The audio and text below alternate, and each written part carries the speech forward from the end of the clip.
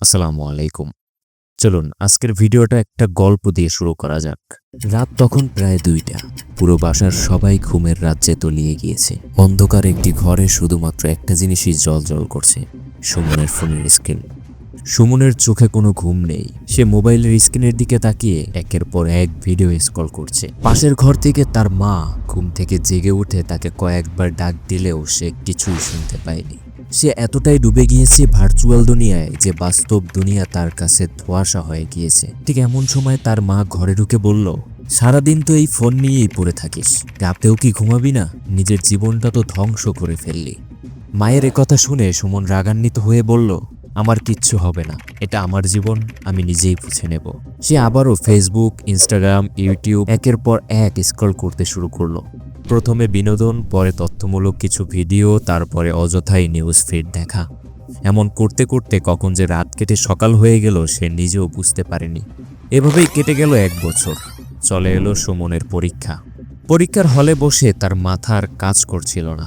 প্রশ্নপত্রের দিকে তাকিয়ে থাকতে থাকতে সে হঠাৎ অজ্ঞান হয়ে যায়। হাসপাতালে নেওয়ার পর ডাক্তার জানালেন, অত্যাধিক স্ক্রিন টাইম, ঘুমের অভাব এবং মানসিক চাপে তার ব্রেন ফাংশনের সমস্যা দেখা দিয়েছে। কিন্তু এর পরেও সুমন ইন্টারনেট আসক্তি থেকে কিছুতেই আর বের হতে পারল না। পরীক্ষার খাতা তার হতাশাজনক ফলাফল দিয়ে ভরা, মা বাবাও চিন্তিত। বন্ধুদের সাথেও দূরত্ব তৈরি হয়েছে। শরীরটাও অনেক দুর্বল হয়ে পড়েছে। কিন্তু সে কখনো ভাবতেও পারেনি তার এই সামান্য নির্দোষ অভ্যাসটাই একদিন ভয়ঙ্কর আসক্তিতে রূপ নেবে। কি গল্পটা খুব পরিচিত পরিচিত মনে হচ্ছে, তাই না?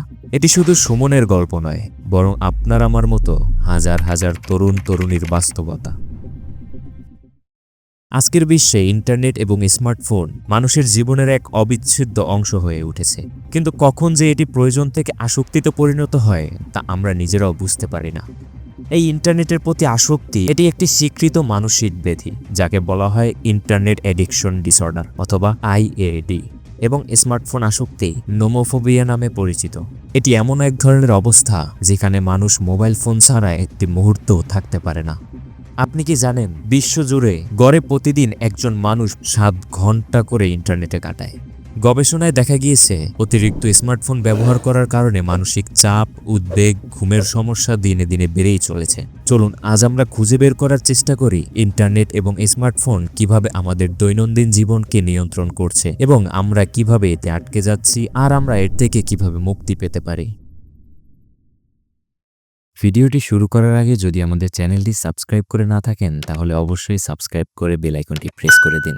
আপনি চাইলে আমাদের অন্য সোশ্যাল মিডিয়াগুলোও ঘুরে আসতে পারেন, লিংক ডিসক্রিপশনে। আর আমাদের ভিডিওগুলো যদি আপনার একটু ভালো লেগে থাকে তাহলে অবশ্যই একটি লাইক করার অনুরোধ রইল। চলুন শুরু করি আমাদের আজকের ভিডিও।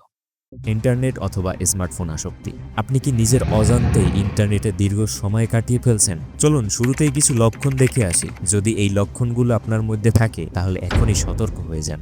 মানসিক লক্ষণ। আপনার মন কি সবসময় ইন্টারনেট ব্যবহার করতে চায়? কাজের সময়ও কি ফেসবুক বা ইউটিউব স্ক্রল করতে ইচ্ছে করে? আপনার কি একাকিত্ব অনুভব হয় যখন আপনি ফোন বা ইন্টারনেট ব্যবহার করতে পারেন না? এই বাস্তব দুনিয়া, বাস্তব জীবনের প্রতিও কি আপনার আগ্রহ কমে যাচ্ছে? তাহলে চলুন কিছু শারীরিক লক্ষণও দেখে আসি। দীর্ঘ সময় স্ক্রিনের দিকে তাকিয়ে থাকার ফলে কি আপনার মাথা ব্যথা হয়? ঘুমাতেও সমস্যা হয়? চোখেও কি সমস্যা দেখা দিয়েছে? ঘাড় ও পিঠেও কি ব্যথা অনুভব করছেন আপনি? এসব যদি আপনার সাথেও ঘটে থাকে তাহলে এবার দেখে নেওয়া যাক ইন্টারনেট আসক্তি কিভাবে আমাদের শরীর ও মনকে দীর্ঘমেয়াদী ক্ষতির দিকে ঠেলে নিয়ে যাচ্ছে। ইন্টারনেট ব্যবহারে অতিরিক্ত আসক্তি কাজের প্রতি মনোযোগ কমিয়ে দেয়। ফলে গুরুত্বপূর্ণ কাজ মাঝপথেই থেমে যায় বা শেষ করতে দেরি হয়। এটি আপনার ব্যক্তিগত এবং পেশাগত জীবনেও সমস্যার সৃষ্টি করে। এই ইন্টারনেট আসক্তির ফলে দায়িত্বশীলতার অভাব দেখা যায়, কারণ আমরা অনেকেই সময় মতো কাজ সম্পন্ন করার পরিবর্তে অনলাইনে বেশি সময় ব্যয় করি। আর ধীরে ধীরে এই অভ্যাস আমাদের কর্মদক্ষতা কমিয়ে দেয় এবং দায়িত্ব পালনে অনীহা তৈরি করে। অতিরিক্ত স্ক্রিন টাইম আমাদের মস্তিষ্কের স্বাভাবিক কার্যপ্রবাহ ব্যাহত করে এবং মনোযোগের ঘাটতিও তৈরি করে। এর ফলে প্রয়োজনীয় কাজ, নির্দিষ্ট সময়সীমা বা দৈনন্দিন কাজ ভুলে যাওয়ার প্রবণতা বেড়ে যায়। মোবাইল, ল্যাপটপ অথবা ডিজিটাল স্ক্রিন অতিরিক্ত ব্যবহার করার ফলে চোখের উপর নেতিবাচক প্রভাব পড়ে। এর ফলে চোখ শুকিয়ে যাওয়া, লাল হয়ে যাওয়া, দৃষ্টি ঝাপসা হয়ে যাওয়া এবং দীর্ঘমেয়াদীভাবে দৃষ্টিশক্তিও দুর্বল হয়ে যেতে পারে। ইন্টারনেট আসক্তির ফলে মানুষ নিজেকে ভার্চুয়াল জগতে বন্দী করে ফেলে, যার ফলে পরিবারের সদস্যদের সঙ্গে সময় কাটানোর প্রবণতাও কমে যায়। এটি ধীরে ধীরে আমাদের সম্পর্কে দূরত্ব তৈরি করে এবং পারস্পরিক ভালোবাসা এবং যোগাযোগের ঘাটতি তৈরি হয়।